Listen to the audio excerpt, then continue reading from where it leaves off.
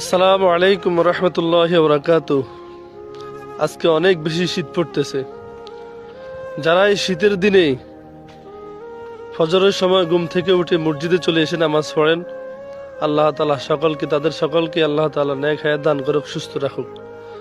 আর যারা এই শীতের দিনে শীতের ভয়ে ঘুম থেকে না উঠে ফজর নামাজ পড়েন নাই, তাদের জন্য একটা কথা বলি ভাই। মনে করেন আপনি এখন শীতের ভয়ে ঘুম থেকে উঠেন নাই, বিছনা থেকে নামি মসজিদে যান নাই, নামাজ পড়েন নাই। এই সময়টাতে যদি আপনি মারা যান, তাহলে আপনার কি উপায় হবে?